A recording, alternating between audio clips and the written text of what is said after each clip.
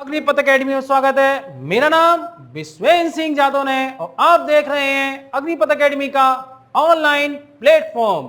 ना तू रुकेगा कभी, ना तू मुड़ेगा कभी, ना तू थकेगा कभी। मेरे साथ कर शपथ, कर शपथ, कर शपथ, क्योंकि यह है तेरा अग्निपथ, अग्निपथ, अग्निपथ। आप सभी लोग इतिहास अर्थात हिस्ट्री के सत्र में उपस्थित हैं।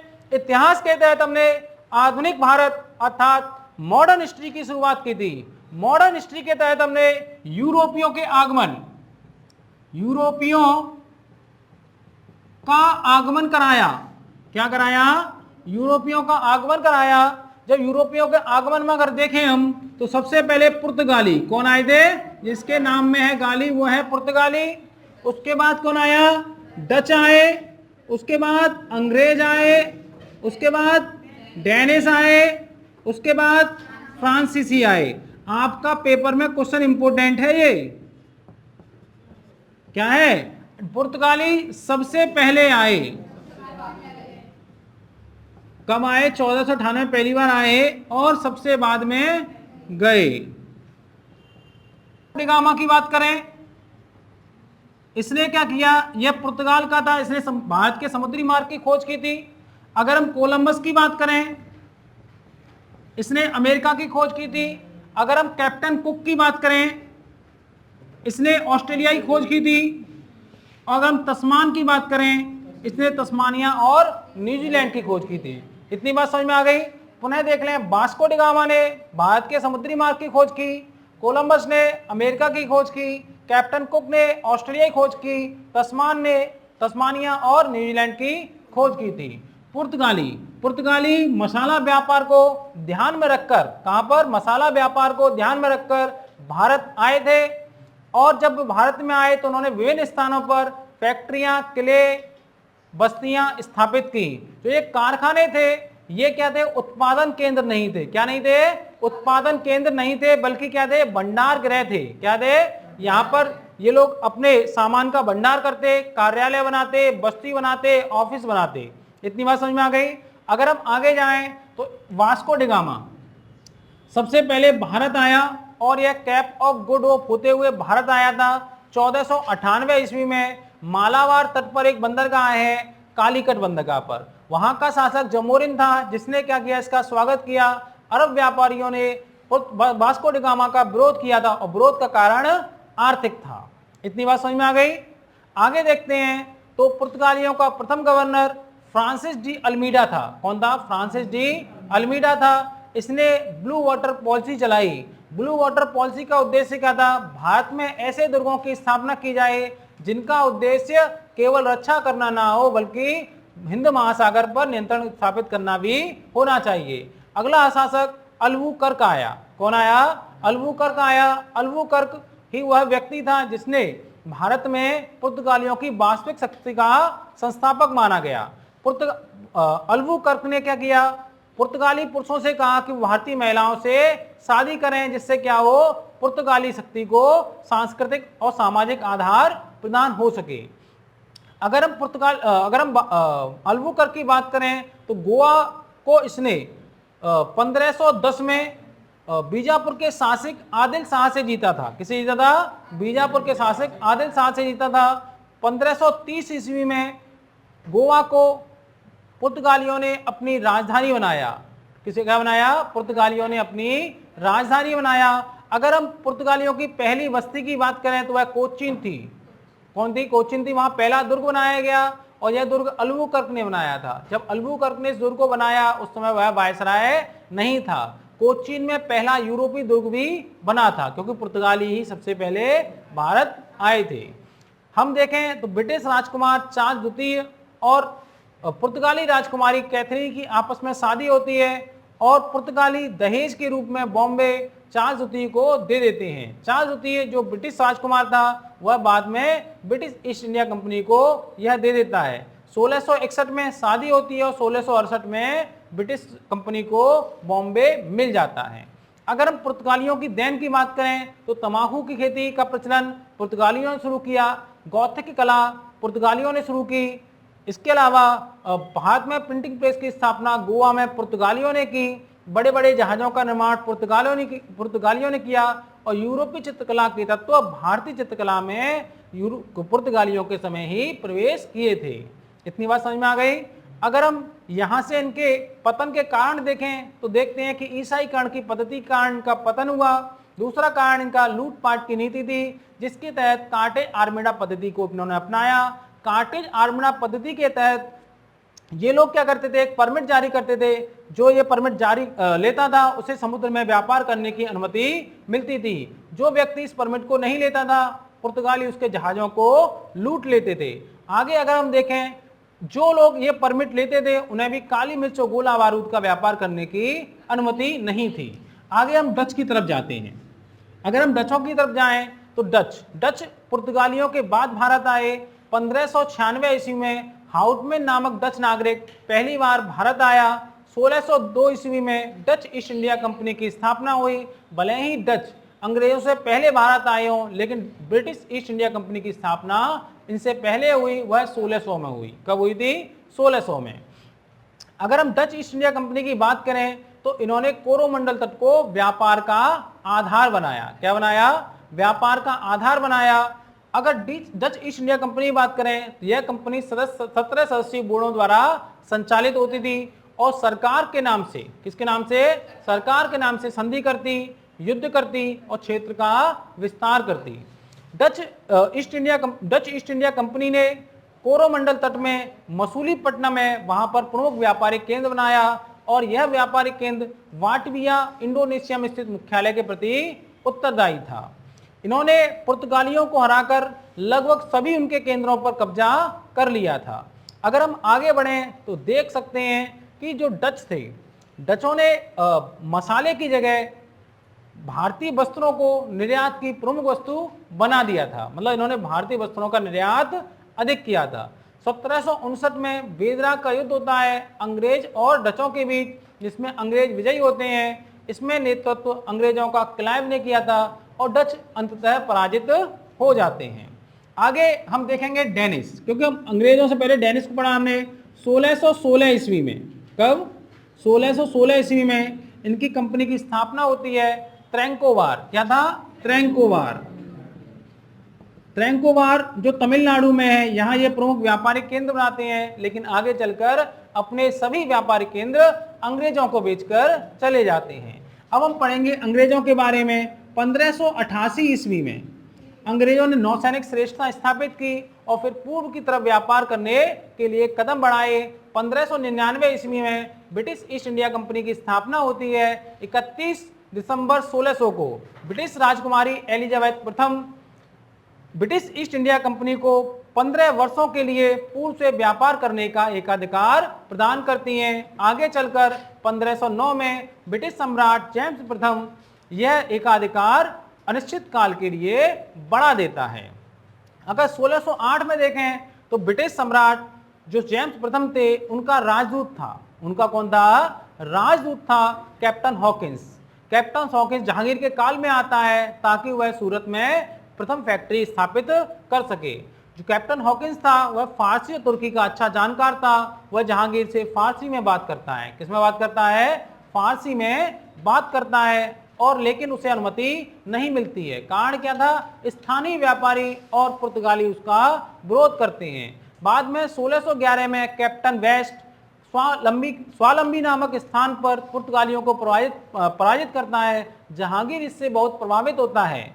1615 ईस्वी में सर टॉमस रो भारत आते हैं। जेम्स ब्रिटिश सम्राट के राजदूत बनकर जहांगीर से मिलते हैं और सूरत में प्रथम फैक्ट्री स्थापित करने के लिए उन्हें जहांगीर अनुमति दे देता है।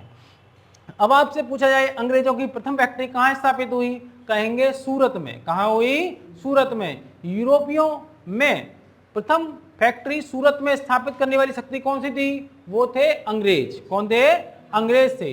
1586 ईस्वी में अंग्रेजों के दिमाग खराब होते हैं। उन्हें लगता है आई एम द बेस्ट, तो वो क्या करते हैं? हुगली को लूट लेते हैं। औरंगजेब का मूड खराब हो जाता है और वो सुताई कर देता है अंग्रेजों की। क्या कर देता है? सुताई कर देता है। सुताई सूरत से निकाल देता है, सूरत खराब कर देता है उनकी।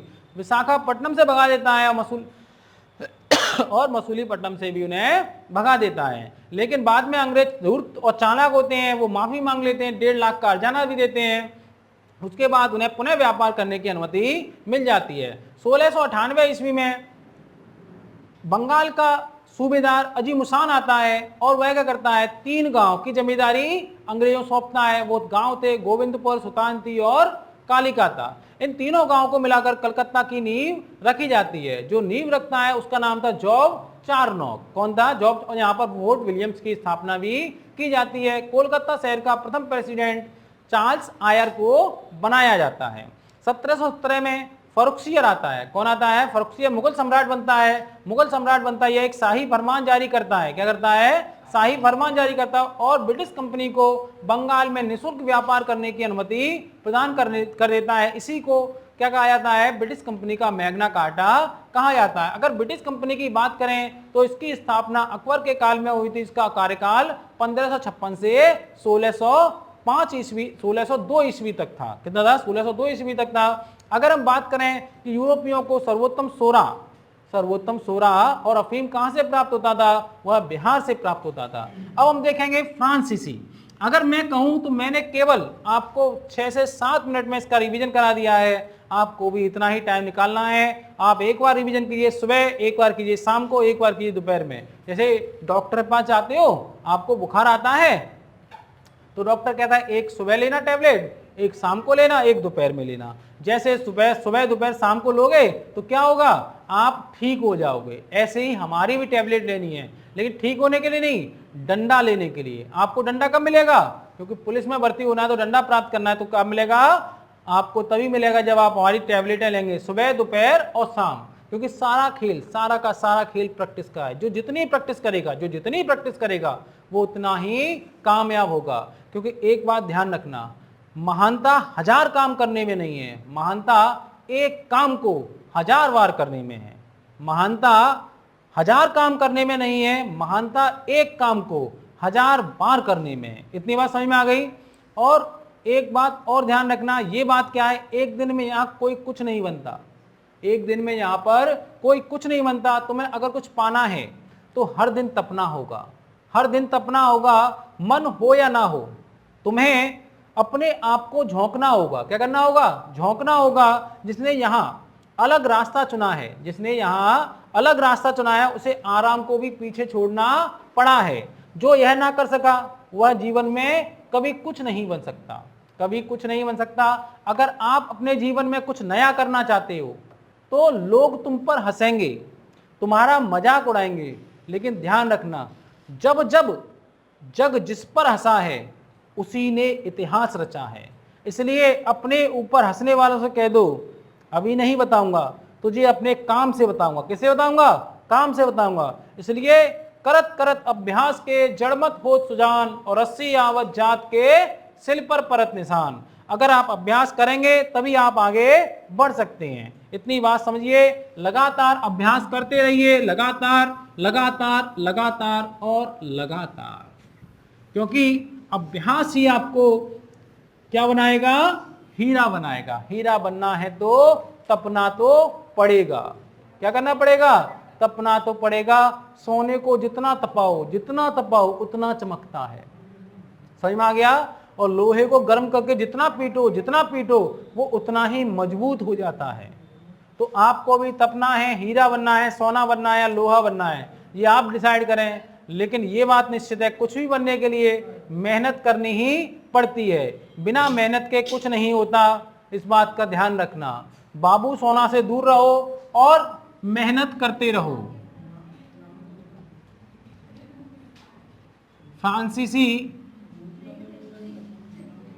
फ्रांसीसियों का भारत आगमन, क्या पढ़ेंगे आज हम? फ्रांसीसियों का भारत आगमन। इसी के साथ यूरोपियों का आगमन समाप्त हो जाएगा। और यूरोपियों के आगमन समाप्त होने के साथ आपका एक नया टॉपिक शुरू होगा, अंग्रेजों की भारत विजय। आप सोचिए कैसे कैसे हमको कूटा गया अंग्रेजों के द्वारा, हम वो सब पढ़ेंगे। हैदर अली ने क्या किया और टीपू सुल्तान ने क्या नहीं किया। देखिए, अगर हम इसको देखें तो 1664 अंग्रेज फ्रांसीसी सभी यूरोपियों में सबसे बाद में आ रहे हैं।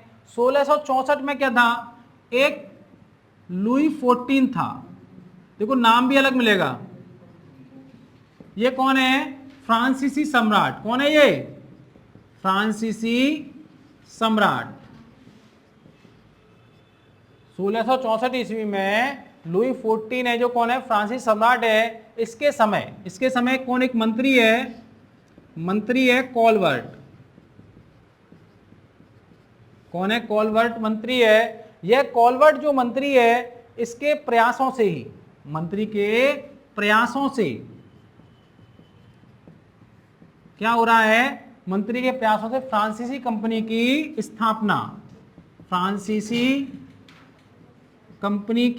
स्थापना। अब आपसे पूछ ले फ्रांसीसी कंपनी की स्थापना फ्रांस के किस सम्राट के काल में हुई, तो क्या कहेंगे आप लोग, लुई 14 के काल में। किस काल में हुई, लुई 14 के काल में हुई। किसके प्रयासों से हुई, मंत्री कॉलवर्ट के प्रयासों से हुई। अब एक बात बताओ, जब मंत्री कॉलवर्ट इसको स्थापना कर रहा है तो ये कैसी कंपनी होगी, एक सरकारी कंपनी। यह एक सरकारी कंपनी थी। मतलब सरकारी कंपनी का मतलब क्या है, इसका निर्माण किसने किया, फ्रांस की सरकार ने। और इसे आर्थिक सहायता कहां से मिलती थी, फ्रांस की सरकार से। निर्माण किसने किया, फ्रांस की सरकार ने। और आर्थिक सहायता कहां से मिलती थी, फ्रांस की सरकार से। इतनी बात समझ में आ गई। अगर इतनी बात समझ में आ गई तो अब हम चलेंगे 1668 ईस्वी में। देखिए मैं आपको दो तरह से बनवाता हूं, एक तो समझाता हूं तब लिखाता हूं, उसके बाद मैं आपको सीधे सीधे नोट्स भी लिखा देता हूं। ये नोट्स आपको याद करने में बहुत काम आते हैं और वो नोट्स आपके रिवीजन करने में बहुत काम आते हैं। दोनों की अलग अलग महत्वता है, क्योंकि आप ऐसे याद नहीं कर सकते।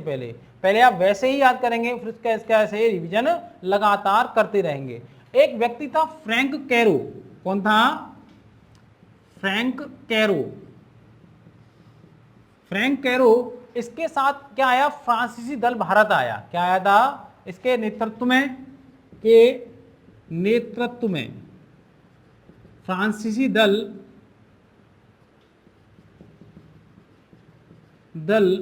भारत आया। और इसने क्या किया, सूरत में प्रथम फैक्ट्री की स्थापना की। इतनी बात समझ में आ गई। सूरत में प्रथम फैक्ट्री की स्थापना की। किसके, देखो 1664 में क्या हो रहा है, फ्रांसीसी कंपनी की स्थापना हो रही है। उस समय सम्राट कौन है, लुई 14 है। और किसके प्रयासों से हो रही है, मंत्री कॉलवर्ट के प्रयासों से हो रही है। एक सरकारी कंपनी है। कैसी कंपनी है, जिसका निर्माण किसने किया, सरकार ने। किसका आर्थिक सहायता भी सरकार से मिलती है। 1668 ईस्वी में फ्रैंक कैरो के नेतृत्व में फ्रांसीसी दल भारत आता है और यह सूरत में एक प्रथम फैक्ट्री की स्थापना करता है। अगर हम देखें प्रथम फ्रांसीसी गवर्नर कौन था, प्रथम फ्रांसीसी गवर्नर, अगर प्रथम फ्रांसीसी तो था डुप्ले। कौन था वो, डुप्ले नाम था उसका। तो प्रथम फ्रांसीसी गवर्नर कौन था, डुप्ले था। कौन था, डुप्ले। डुप्लेसिस नहीं, डुप्ले केवल। हाँ, डुप्लेसी नहीं था, डुप्ले था केवल, डुप्ले। अब देखिए होता क्या है, अंग्रेजों एवं फ्रांसीसियों में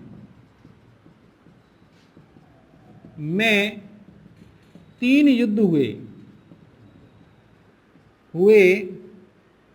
कितने युद्ध हुए थे, 3 युद्ध हुए। इनके नाम क्या थे, जिन्हें कर्नाटक युद्ध के नाम से जाना जाता है। मतलब क्या था, अब आप मानिए फ्रांस में क्या है, यूरोप में क्या है, फ्रांसीसी एक बड़ी शक्ति है। क्या है, और अंग्रेज क्या कर रहे हैं, लगभग उनके बहुत सारे उपनिवेश हैं। जब फ्रांस में ये ताकतवर है, फ्रांस में इस समय नेपोलियन आ गया था। फ्रांस में कौन आ गया था, नेपोलियन प्रखर वो माना जाता है शासक। कहा जाता है कि भारत का नेपोलियन किसे कहते हैं, समुद्रगुप्त को। ये एक झूठ बात है। नेपोलियन आधुनिक काल में था और समुद्रगुप्त प्राचीन काल में था। नेपोलियन अंत में हारा और कैद में रहा, समुद्रगुप्त जीवन में कभी नहीं हारे। अबे क्या है तुम्हारा नेपोलियन में? आपने एक डायलॉग सुना है, क्या है सचिन में? है पिद्दू सा सचिन है, बोलना वहां पे आवे ना है, झिंगुर सो लौड़ा है। ऐसे ही नेपोलियन था हमारे समुद्र के सामने। क्या है नेपोलियन में? है बोलना वहां पे आवे ना है, पिद्दू सो नेपोलियन है। समझ में आ गई बात? नहीं आ गई? तो कैसा था हमारे उसके सामने? झिंगुर सा था नेपोलियन। उसकी तुलना कर दी इन्होंने। कारण क्या था? हम पे शासन कर रहे थे तो तुलना कर रहे थे। तो अब अंग्रेजों के बीच 3 युद्ध हुए जिन्हें कर्नाटक युद्ध के नाम से युद्ध हुए क्यों थे? भारतीय एवं यूरोपीय परिस्थितियों के कारण ये युद्ध हुए। और अगर इन युद्धों का परिणाम देखें, क्या देखें हैं? इन युद्धों का परिणाम देखें तो एक युद्ध हुआ था 1760 में। 1760 में बांडीवास का युद्ध हुआ, जिसमें फ्रांसीसी पराजित हुए। क्या हुए? फ्रांसीसी पराजित हुए। मैं एक बार पुनः समझा दे रहा हूं। 1664 ईस्वी में फ्रांसीसी कंपनी की स्थापना होती है। उस समय सम्राट लुई 14 था और यह मंत्री कोलवर्ट के प्रयासों से हुई थी। यह कंपनी एक सरकारी कंपनी थी जिसका निर्माण सरकार ने कराया था। उसको आर्थिक सहायता भी सरकार से मिलती थी। अगर 1668 में आए तो फ्रैंक कैरो के नेतृत्व में एक फ्रांसीसी दल भारत आता है जो सूरत में प्रथम फैक्ट्री स्थापित करता है। अगर हम प्रथम फ्रांसीसी गवर्नर की बात करें तो उसका नाम डुप्ले, क्या था? उसका नाम डुप्ले था। अगर हम देखें अंग्रेज एवं फ्रांसीसियों के मध्य 3 युद्ध हुए जिन्हें कर्नाटक युद्धों के नाम से जाना जाता है। यह युद्ध भारतीय एवं यूरोपीय परिस्थितियों के कारण लड़े गए थे। बात समझ में आ गई? एक योजना है, यहां पे आ रहा है क्या? एक योजना है, क्या है? राजनीतिक हस्तक्षेप कर आर्थिक लाभ लेना। राजनीतिक हस्तक्षेप कर आर्थिक लाभ लेने की नीति का सूत्रपात किसने किया था? फ्रांसीसी गवर्नर डुप्ले ने किया था। आगे चलकर यह नीति अंग्रेजों ने अपनाई। मतलब फूट डालो और राज करो की नीति। इसका सूत्रपात किसने किया था? डुप्ले ने किया था। तो राजनीतिक हस्तक्षेप कर आर्थिक लाभ लेने की नीति का सूत्रपात फ्रांसीसी गवर्नर डुप्ले ने किया था और यह आगे चलकर यह नीति अंग्रेजों ने अपनाई थी। अगर मैं आपको पुनः एक बार रिवीजन करा दूं, जिन लोगों का लिखा नहीं है वो मेरी आवाज से लिख सकते हैं। 1664 में लुई 14 के काल में मंत्री कोलवर्ट के प्रयासों से फ्रांसीसी कंपनी की स्थापना होती है और यह कंपनी एक सरकारी कंपनी थी। कैसी कंपनी थी? सरकारी कंपनी थी जिसको आर्थिक सहायता सरकार से प्राप्त होती थी। अगर हम आगे जाएं तो 1668 ईस्वी में फ्रैंक कैरो नामक एक व्यक्ति था जिसके नेतृत्व में एक फ्रांसीसी दल भारत आया और यहां इन्होंने सूरत में प्रथम फैक्ट्री की स्थापना की। अगर हम देखें तो फ्रांसीसियों का प्रथम गवर्नर डुप्ले था। कौन था? डुप्ले था। अगर हम देखें अंग्रेज एवं फ्रांसीसियों के बीच 3 युद्ध लड़े गए जिन्हें कर्नाटक युद्ध के नाम से जाना जाता है। ये युद्ध भारतीय एवं यूरोपीय परिस्थितियों के कारण लड़े गए थे। अगर हम देखें राजनीतिक हस्तक्षेप कर आर्थिक लाभ लेने की नीति का सूत्रपात किसने किया था? फ्रांसीसी गवर्नर डुप्ले ने किया था और यही नीति आगे चलकर अंग्रेजों ने भी अपनाई थी। इतनी बात आपको समझ में आ गई होगी। देखिए हमने बताया कि फ्रांसीसियों और अंग्रेजों के मध्य 3 युद्ध लड़े गए, उन्हें कर्नाटक युद्ध के नाम से जाना जाता है। तो हम पढ़ेंगे कर्नाटक युद्ध, प्रथम युद्ध, द्वितीय युद्ध, तृतीय युद्ध। प्रथम युद्ध में देखेंगे 1746 से 1748 के बीच। कब हुआ था? 1746 से 48 के बीच। अगर हम इस युद्ध के कारण की बात करें, किसकी बात करें, इस युद्ध का कारण क्या था, तो एक देश है ऑस्ट्रिया यूरोप में। क्या देश है, ऑस्ट्रेलिया नहीं, ऑस्ट्रिया देश है। तो ऑस्ट्रिया के राजा कौन बने, इसके लिए युद्ध हो रहा था। तो फ्रांसीसी भी मजा ले रहे थे उसमें, अंग्रेज भी मजा ले रहे थे उसमें, समझ में आ गया। तो वहां पर क्या हो रहा था, यूरोप में, कहां पर, यूरोप में ऑस्ट्रिया के उत्तराधिकारी के युद्ध के कारण दोनों कंपनियों में तनाव बढ़ा। क्या बढ़ा, तनाव बढ़ा, तनाव में वृद्धि हुई। तो अब है क्या, यूरोप में ऑस्ट्रिया के उत्तराधिकारी का युद्ध चल रहा है, ये कह रहे हैं कि हमारे वाला बन जाए, ये कह रहे हैं कि हमारे वाला बन जाए। तो इसलिए क्या हो रहा है, अंग्रेज और क्या हो रहा है, फ्रांसीसी, यूरोप में क्या चल रहा है, युद्ध चल रहा है। तो इससे कारण क्या हुआ, यहां पर दोनों कंपनी है तो उनमें क्या हो गया, तनाव उत्पन्न हो गया। क्या हो गया, लेकिन आप में कितना भी तनाव हो, लेकिन हर चीज का एक तत्कालीन कारण होता है, तत्कालीन कारण। चाहे युद्ध हो चाहे प्रेम हो, उसका एक तत्कालीन कारण अवश्य होता है।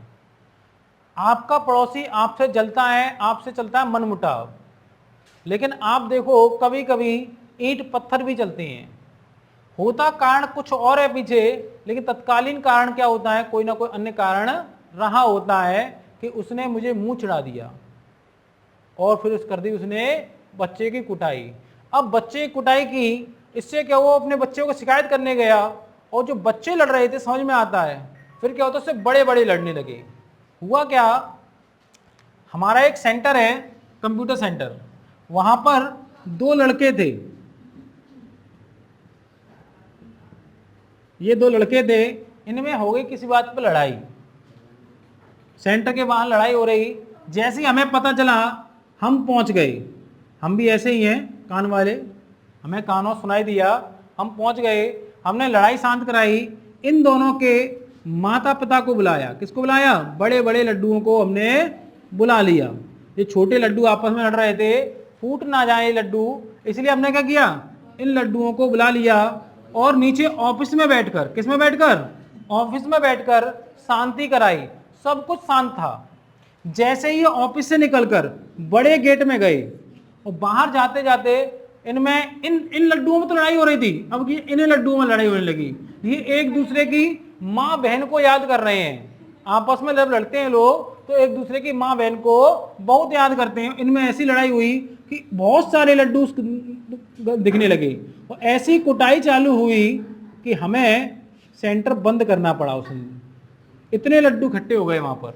आप सोचिए, अब छोटे ये हैं या छोटे ये हैं, कारण क्या था, इनमें मनमुटाव पहले से था, लेकिन इनमें लड्डुओं में लड़ाई हुई तो ये क्या बना, तत्कालीन कारण, तत्कालीन कारण हो गया। हर युद्ध का कोई ना कोई तत्कालीन कारण अवश्य होता है। तो ये तत्कालीन कारण क्या था, इन दोनों लड्डुओं में लड़ाई थी। क्या थी, ऐसे ही जब यहां पर तनाव चल रहा था, तनाव चल रहा है लेकिन लड़ाई नहीं हुई है, लेकिन उसी बीच क्या होता है, एक अंग्रेज अधिकारी वर्नेट था। कौन था, अंग्रेज अधिकारी, अंग्रेज अधिकारी वर्नेट।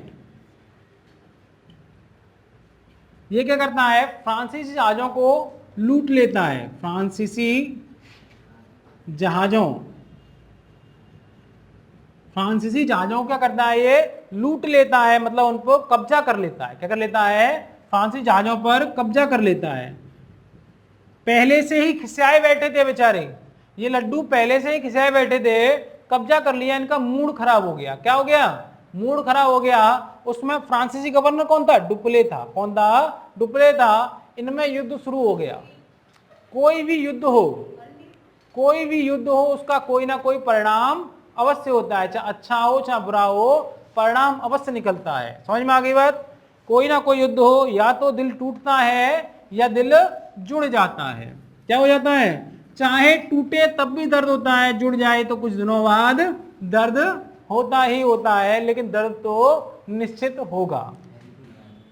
तो अब यह है क्या, परिणाम। क्या देखेंगे इसका, परिणाम देखेंगे। क्या देखेंगे, परिणाम देखेंगे।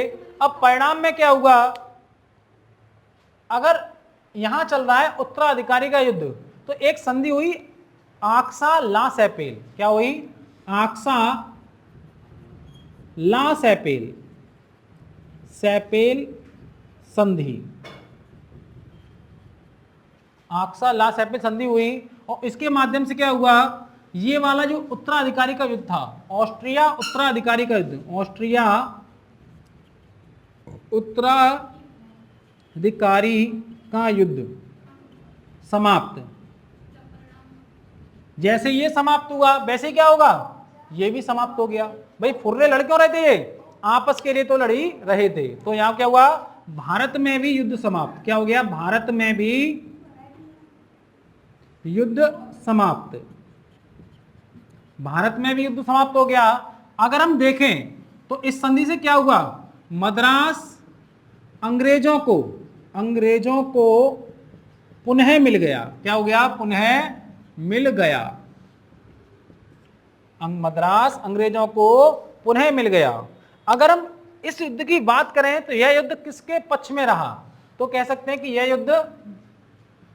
युद्ध फ्रांसीसियों की, किसके पक्ष में रहा, फ्रांसीसियों के पक्ष में रहा।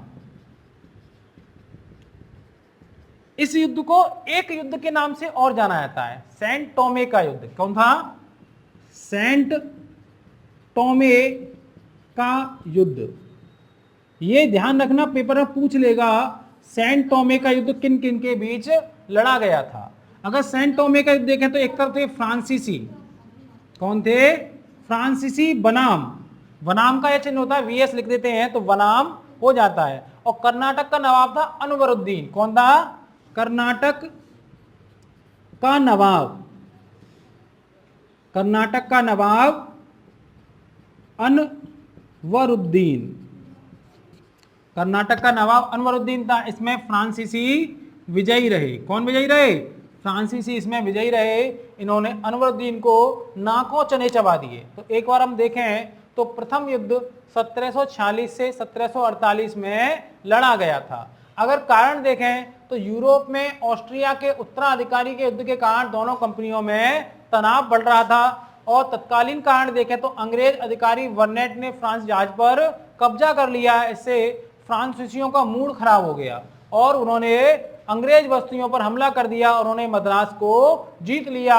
अगर इसके परिणाम की बात करें तो ऑस्ट्रिया का युद्ध, उत्तराधिकारी का युद्ध आक्सा लैपेल संधि समाप्त हुआ। उसी के साथ भारत में भी युद्ध की समाप्ति की घोषणा कर दी गई। मद्रास अंग्रेजों को पुनः प्राप्त हुआ, मद्रास अंग्रेजों को पुनः प्राप्त हो गया। अगर यह युद्ध फ्रांसीसियों के पक्ष में रहा। अगर सेंट टोमे का युद्ध, इसी बीच क्या हुआ, एक सेंट टोमे का युद्ध हुआ और इस सेंट टोमे के युद्ध में फ्रांसीसी के विरुद्ध कौन था, कर्नाटक का नवाब अनवरुद्दीन था। फ्रांसीसियों ने दौड़ा दौड़ा के मारा अनवरुद्दीन को। कैसे मारा, दौड़ा दौड़ा के मारा। और फ्रांसीसी चौड़ा छाती करके विजयी रहे। कैसे विजयी रहे, चौड़ी छाती करके विजयी रहे। तो लिख लिया। द्वितीय कर्नाटक युद्ध ये भारतीय परिस्थितियों के कारण हुआ था। किस कारण हुआ था, भारतीय परिस्थितियों के कारण। फ्रांसीसी और अंग्रेज अब राजनीतिक हस्तक्षेप क्या करने लगे थे, राजनीतिक हस्तक्षेप करने लगे थे और राजनीतिक हस्तक्षेप के माध्यम से फायदा लेने लगे थे। एक हैदराबाद था उस समय, एक कर्नाटक था। इसके उत्तराधिकारियों के कारण एक विवादास्पद था, उसके कारण युद्ध हुआ। मतलब हैदराबाद में कौन राजा बने और कर्नाटक में कौन राजा बने, इसके लिए अंग्रेज किसी और के पक्ष में थे, फ्रांसीसी किसी और के पक्ष में थे और ये इनका कोई रोल नहीं था, लेकिन ये मजे ले रहे थे। तो एक व्यक्ति था फ्रांसी गुट चंदा साहब जो हैदराबाद, और एक था आपका मुजफ्फर जंग, वो कहाँ का था, वो था आपका कर्नाटक। ये मतलब फ्रांसीसी चाहते थे कि चंदा साहब हैदराबाद का बन जाए और मुजफ्फर जंग कर्नाटक का बन जाए। अंग्रेज की बात अलग थी, अंग्रेज चाहते थे कि जो अनवरुद्दीन है वो हैदराबाद का बने और जो नासिर जंग है वह दक्कन या कर्नाटक का शासक बने। बात समझ में आ गई। अब अंग्रेजों का कोई रोल नहीं है, लेकिन वो मजे ले रहे हैं। क्या ले रहे हैं, मजे, बेफालतू मजे ले रहे हैं। और इन गधों को समझ में नहीं आ रहा, अनवरुद्दीन नासिर जंग भाई भाई हैं, मुजफ्फर जंग और नासिर जंग, ये आपस में मर रहे हैं, समझ में आ गया? मजे कौन ले रहा है? अंग्रेज ले रहे हैं। क्या ले रहे हैं? गोरी चमड़ी वाले ले रहे हैं। ऐसे चंदा साहब हैं और कौन है? अनवरुद्दीन है। ये भी आपस में शासक है। जो अनवरुद्दीन हराया ना अभी, वही था ये वो। तो अब अनवरुद्दीन हार गया था प्रथम सेंट टॉमे के युद्ध में फ्रांसीसियों से। कहां पहुंच गया वो? अंग्रेजों की गोदी में पहुंच गया। कहां पहुंच गया? और मच्छर की तरह होता है अंग्रेज, खून चूस लेते थे। क्या करते थे? खून चूस लेते थे। तो अब इन दोनों में युद्ध हो रहा है। तो अब आप कहें कारण क्या था? तो कारण आप लिख सकते हो, इसमें तत्कालीन कारणों कोई मतलब नहीं है, सीधा कारण ही है। इसमें लिख सकते हो कि हैदराबाद एवं कर्नाटक के उत्तराधिकारियों के कर्नाटक के विवादास्पद, यहां लिखना विवादास्पद उत्तराधिकारियों के कारण हुआ। बात समझ में आ गई? अब मैंने आपको जो बताया मुजफ्फर जंग, नासिर जंग या चंदा साहब, क्या हो गया? रो क्यों नहीं हो? चंदा साहब, या फिर मैंने आपको बताया कि क्यों डिस्टर्ब कर रही लड़की मुझे, अनवरुद्दीन, ये सब क्या थे? आपस में शासक थे, लेकिन इनका कोई रोल नहीं है। मतलब अगर इसकी इंपॉर्टेंट बात देखें तो एक था अर्काट का घेरा। क्या था? अर्काट का घेरा जो 1751 में, कब डाला गया? 1751 में। अर्काट का घेरा किसने? अर्काट का घेरा किसने डाला था? ये क्लाइव ने डाला था। क्लाइव कौन है? अंग्रेज है। कौन है? क्लाइव ने। मैंने बताया क्लाइव कौन है? अंग्रेज। यह क्लाइव की पहली कूटनीतिक विजय थी। क्या थी? कूटनीतिक विजय थी। मतलब क्लाइव कौन है? क्लाइव ही वह व्यक्ति है जो प्लासी का युद्ध लड़ रहा है और बंगाल में अंग्रेजों का शासन को स्थायित्व प्रदान कर रहा है। क्लाइव कोई बहुत बड़ा अधिकारी नहीं था, एक सेना नायक था केवल, और सैनिक से ऊपर जाकर वह क्या बना? गवर्नर तक बना। क्योंकि यहां पर पहली विजय हो रही है और यहां पर क्लाइव को पहली बार फेमसी मिल रही है, पहली बार प्रसिद्धि मिल रही है। और उस प्रसिद्धि के बाद लगातार वह क्या कर रहा है? ऊपर बढ़ रहा है। और ऊपर बढ़ते बढ़ते बाद में वह प्लासी के युद्ध को चालवाई जीत लेता है। और चालवाई जीतने के बाद और वह बंगाल पर अंग्रेजों का शासन स्थापित करने का बहुत प्रयास करता है। इस प्लासी का बक्सर का युद्ध हुआ। क्लाइव कहां पर है? इंग्लैंड में है। इंग्लैंड से बुलाएगा संधि करने के लिए। सोचो कितना दूर से आदमी होगा कि तू संधि कर गया, बहुत अच्छी संधि करता है। ये ऐसी संधि करता था, तुम्हें लगे संधि हो गई, बराबर का मामला है, लेकिन आप पर कुछ रहता नहीं था, इतना होशियार था ये। समझ में आ गया? तो इसलिए क्लाइव की बहुत इंपॉर्टेंस है यहाँ पर। अगर हम बात करें चंदा साहब और अनवरुद्दीन में, तो अनवरुद्दीन और चंदा साहब में चंदा साहब जीते और उन्होंने अनवरुद्दीन की हत्या कर दी। अगर हम बात करें मुजफ्फर जंग नासिर जंग में, तो क्या हुआ? नासिर जंग ने मुजफ्फर जंग को हरा दिया, लेकिन 1750 में नासिर जंग की मृत्यु हो गई और फिर अनवरुद्दीन क्या बन गया? गवर्नर बन गया या सूबेदार बन गया था। लेकिन वो चीजें हमारे लिए इंपॉर्टेंट नहीं है, ना ही इसके लिए अब इतना इंपॉर्टेंट है। अगर हम इस युद्ध की बात करें, अगर इसको युद्ध किया, युद्ध किसके पक्ष में रहा? यह युद्ध अंग्रेजों के पक्ष में रहा। किसके पक्ष में रहा? अंग्रेजों के पक्ष में रहा। और इससे क्या हुआ? एक तो फ्रांसिस गवर्नर कौन था? डुप्ले, और फ्रांस को अपूर्णी क्षति हुई। इनकी क्या था? जो शौर्य गाथा थी उसमें क्षति हुई और फ्रांसिस डुप्ले को वापस बुला लिया अंग्रेज। फ्रांसिस ने कहा और क्या किया? गॉड ह्यू को गवर्नर बनाकर भेजा गया और उसने क्या किया? एक संधि की, पांडिचेरी की संधि। किसकी संधि की? पांडिचेरी की संधि की। और पांडिचेरी की संधि 1754 में। कब हुई थी? 1754 में। पांडिचेरी की संधि के साथ यह युद्ध समाप्त हो गया। क्या हो गया? यह युद्ध समाप्त हो गया पांडिचेरी की संधि के साथ। और यह युद्ध किसके पक्ष में रहा था? अंग्रेजों के पक्ष में रहा था। अगर हम तृतीय युद्ध की बात करें, तो ये 1758 से 1763 ईस्वी तक। कहां तक चला? 1758 से 1763 ईस्वी तक चला। यह युद्ध भी जो था वास्तव में ऑस्ट्रिया और प्रसा, आपने ऑस्ट्रिया नाम सुना है कभी? मैंने थोड़ी देर पहले बताया प्रसा नाम नहीं सुना हुआ आपने।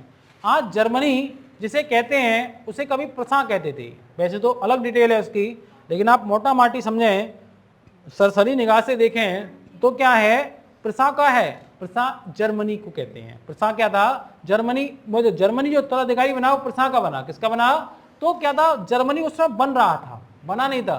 तो उसी बीच क्या हुआ, प्रसा और ऑस्ट्रिया में युद्ध शुरू हो गया, सप्तवर्षीय युद्ध। क्या बोला गया? सप्तवर्षीय युद्ध। तो लिखेंगे यह युद्ध ऑस्ट्रिया एवं प्रसा के सप्तवर्षीय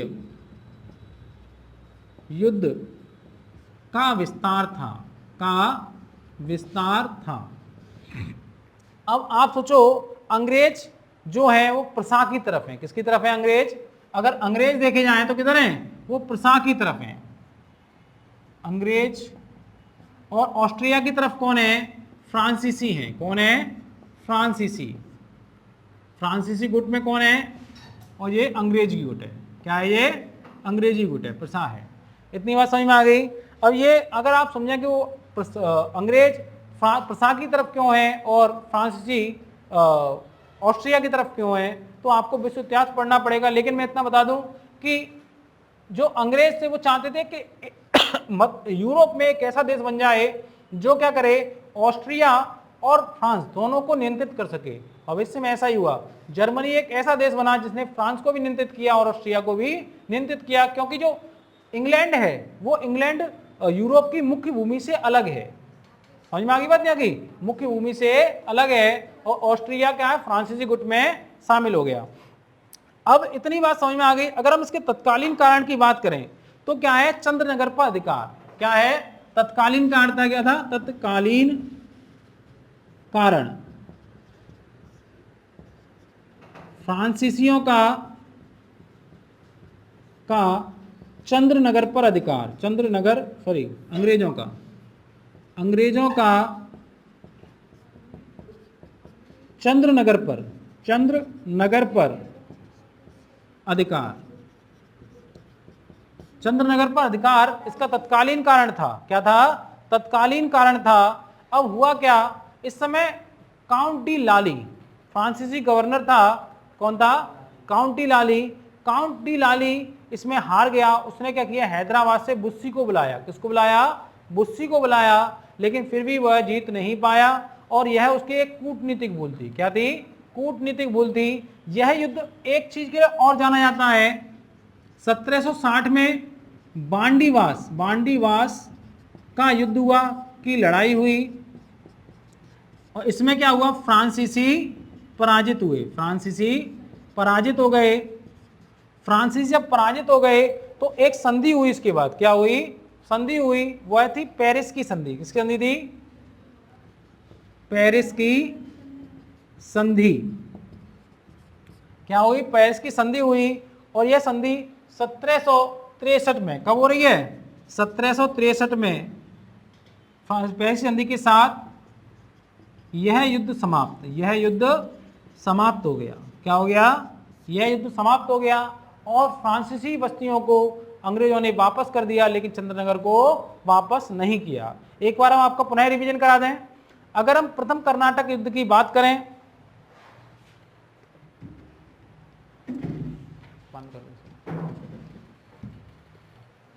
फ्रांसीसियों की पराजय कारण, हाँ, ये क्यों हारे फ्रांसीसी, ये बताएंगे आपको। फ्रांसीसी की पराजय कारण, अगर आप फ्रांसीसी की पराजय कारण समझें, जितने भी सरकारी काम होते हैं, चाहे अपने देश में हो या किसी देश में हो, वे काम कभी अच्छे होते ही नहीं है। और ये क्या था? सरकारी कंपनी थी। कैसी थी? लिख लो, फ्रांसीसी कंपनी पूर्णतः सरकारी कंपनी थी और सरकारी कंपनियों का भी काम अच्छा हो सकता है क्या? इसलिए निर्णय लेने में विलंब होता था। देखो, इसलिए निर्णय लेने में विलंब होता था। सरकारी कंपनी थी, इसलिए निर्णय लेने में विलंब होता था। दूसरा पॉइंट, निर्णय लेने में विलंब होता था। दूसरा पॉइंट, फ्रांसीसी अधिकारियों में समन्वय एवं सहयोग की कमी थी। फ्रांसीसी अधिकारियों में समन्वय एवं सहयोग की कमी थी।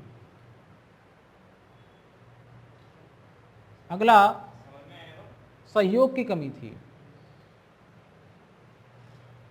अगला, फ्रांसीसियों की नौसैनिक क्षमता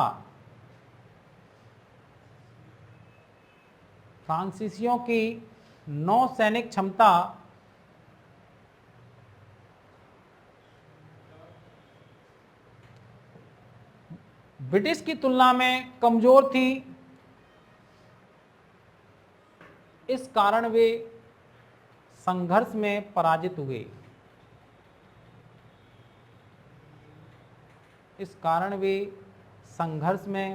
हुए। देखिए, अगर हम बात करें, सरकारी कंपनी है, इसे निर्णय लेने में देरी हो रही है, और क्या होता है, अगर आपको युद्ध लड़ना है तो तेजी से निर्णय करने होंगे। सरकारी अधिकारी हैं, वो ना सहयोग करते थे ना उन्हें समन्वय था। अब डले हैं, फीस तो हमें मिलेगी, तनख्वाह तो हमें मिलेगी। नौसैनिक क्षमता कमजोर का मतलब क्या है, जब युद्ध हुआ तो नौसैनिक क्षमता अंग्रेजों देखते, इसलिए हथियार और गोला बारूद सहयोग तेजी से आ पाता था, वहीं फ्रांसीसी कंपनी पर नहीं आ पाता था। इस प्रकार हमने आज फ्रांसीसियों का आगमन देखा और अंग्रेजों के द्वारा उनकी कुटाई का भी अध्ययन किया। वो कैसे कैसे कुटे और क्या कारण थे उनके कुटने के, उसका भी अध्ययन किया। अगर हम एक बार पुनः आपका 5 मिनट में रिवीजन करा दें तो आप ध्यान से सुनिए। फ्रांसीसी कंपनी की फ्रांसीसी कंपनी की स्थापना कब हुई? 1664 ईस्वी में। उस समय फ्रांस का सम्राट कौन था? लुई 14। किस मंत्री के सहयोग से हुई? कॉलवर्ट मंत्री। यह कैसी कंपनी थी? सरकारी कंपनी। 1668 में भारत कौन आया? फ्रैंक कैरो ने कहां पर बस्ती स्थापित की? सूरत में। तो प्रथम फ्रांसीसी बस्ती सूरत में स्थापित की गई। प्रथम फ्रांसीसी गवर्नर कौन था? डुप्ले। फ्रांसीसी अंग्रेजों के मध्य कितने युद्ध लड़े गए? उन्हें किस नाम से जाना जाता है? बांडीवास युद्ध के नाम से, कर्नाटक युद्ध के नाम से। किसके नाम से? कर्नाटक युद्ध के नाम से। 1760 में कौन सा युद्ध हुआ? उसमें बांडीवास का युद्ध। उसमें कौन पराजित हुआ? फ्रांसीसी उसमें पराजित हुए। प्रथम कर्नाटक युद्ध कब से कब तक चला? 1746 से 1748 तक। तत्कालीन कारण क्या था? यूरोप में ऑस्ट्रिया के उत्तराधिकारी के युद्ध के कारण दोनों कंपनियों में तनाव था। तत्कालीन कारण क्या था? अंग्रेज अधिकारी वर्नेट ने क्या किया? फ्रांसीसी जहाजों पर कब्जा कर लिया। समझ में आ गई बात? अब आप मुझे परिणाम क्या हुआ? आक्सा ला सैपेल की संधि हुई और इस संधि के तहत क्या हुआ? ऑस्ट्रिया के उत्तराधिकारी का युद्ध समाप्त हो गया और इसी के साथ भारत में भी यह युद्ध समाप्त हो गया। यह युद्ध किसके पक्ष में रहा? यह युद्ध अंग्रेजों के नहीं, फ्रांसीसियों के पक्ष में रहा। किसके पक्ष में रहा? प्रथम कर्नाटक युद्ध फ्रांसीसियों के पक्ष में रहा था। अगर हम द्वितीय कर्नाटक युद्ध की बात करें तो यह 1749 से 1754 तक लड़ा गया। कारण क्या था? हैदराबाद एवं कर्नाटक के उत्तराधिकारियों के विवादास्पद उत्तराधिकारियों के कारण हुआ। 1751 में अर्काट में क्लाइव ने घेरा डाला, जो क्लाइव की पहली कूटनीतिक विजय थी। इसके अलावा यह युद्ध अंग्रेजों के पक्ष में रहा। यह युद्ध पांडिचेरी की संधि के साथ 1757 में समाप्त हो गया। इतनी बात समझ में आ गई? अगला देखें, तृतीय युद्ध आपका 1758 से 1763 के बीच लड़ा गया। यह युद्ध ऑस्ट्रिया और प्रसा के बीच हुए सप्तवर्षीय युद्ध का ही विस्तार था। जहां पर ऑस्ट्रिया फ्रांसीसी गुट में शामिल था, वहीं पर प्रसा अंग्रेजी गुट में शामिल था। तत्कालीन कारण चंद्रनगर पर अधिकार करना था। अगर हम देखें 1760 में बांडीवास की लड़ाई हुई और अंततः फ्रांसीसी इसमें पराजित हुए। यह युद्ध पेरिस की संधि के साथ 1763 में समाप्त हुआ। चंद्रनगर के अलावा सभी क्षेत्र फ्रांसीसियों को वापस लौटा दिए गए। प्रथम युद्ध में हमारा एक रह गया सेंट टोमे का युद्ध, जो फ्रांसीसी एवं कर्नाटक के नवाब अनवरुद्दीन के बीच लड़ा गया था। इसमें फ्रांसीसी विजयी रहे। कौन विजयी रहे? फ्रांसीसी विजय रहे। इस प्रकार मैंने आपको यूरोपियों का पूरा आगमन पढ़ा दिया, पूरा कई बार रिवीजन करा दिया। आप लोग घर से रिवीजन करके लाएं, क्योंकि करत करत अभ्यास के जड़मत होत सुजान, रस्सी आवत जात के शिल्पा परत निशान। इसी के साथ मेरा नाम विश्वेंद्र सिंह जादौन और आप देख रहे थे अग्निपथ एकेडमी का ऑनलाइन प्लेटफॉर्म। मेरा यदि वीडियो आपको पसंद आता है तो उसे लाइक करें, शेयर करें और उस पर कमेंट करना भी ना भूलें। इसके अलावा मेरे चैनल को सब्सक्राइब भी लगातार करते रहें, लोगों से सब्सक्राइब कराते रहें। आप स्वस्थ रहें, अपना ख्याल रखें। आप स्वस्थ रहें, अपना ख्याल रखें और हमेशा हंसते मुस्कुराते रहें। बड़ों का आदर करना सीखें, माता पिता का सम्मान करना सीखें, पेड़ पौधों की रक्षा करें, जानवरों पर दया करें और आसपास सफाई हमेशा रखें। इसी के साथ मैं आपसे अब विदा लेता हूं। जय हिंद, जय भारत, वंदे मातरम।